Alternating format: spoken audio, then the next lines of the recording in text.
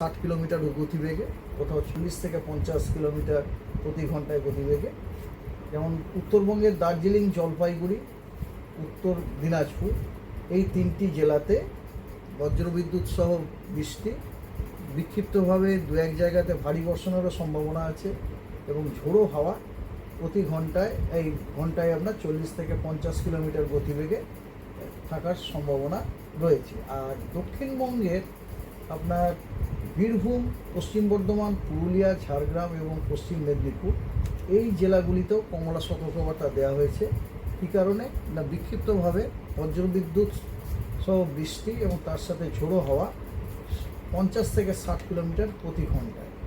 এবং এটা বাদ দিলে পশ্চিমবঙ্গের অন্যান্য সমস্ত জেলাগুলিতেও কিন্তু আপনার থান্ডারস্টর্ম উইথ লাইটনিং এবং তার সাথে ঝোড়ো হাওয়া 40 থেকে 50 কিলোমিটার প্রতি ঘন্টায় বইবার সম্ভাবনা রয়েছে এবং এই জেলাগুলোতে হলুদ সতর্কবার্তা দেওয়া হয়েছে।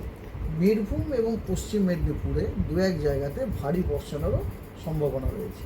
একটা ব্যাপার আছে, সেটা হচ্ছে যে আগামী 27 তারিখে, ঠিক আছে, আগামী 27 তারিখে আপনার পশ্চিম মধ্য এবং তার সংলগ্ন উত্তর বঙ্গোপসাগরে একটি লো প্রেশার এরিয়া ফর্ম হওয়ার সম্ভাবনা আছে, ঠিক আছে।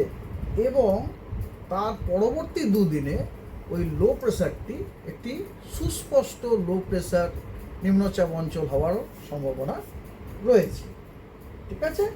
এবং ময়েশ্চার ইনকারশন যথেষ্ট রকম আছে, মানে এর ফলে আপনার পশ্চিমবঙ্গের বিভিন্ন জেলাতে সপ্তাহ জুড়ে আপনার থান্ডারস্টর্ম অ্যাক্টিভিটিটা বজায় থাকবে। যেমন ধরুন আজকে পশ্চিমবঙ্গের অনেক জেলাতে, দক্ষিণবঙ্গ দিয়ে আমি প্রথমে শুরু করি, ওয়েস্ট বেঙ্গলের সব জেলাতেই আগামী এই সপ্তাহে মানে আগামী 7 দিনে সব জেলাতেই বৃষ্টির সম্ভাবনা আছে।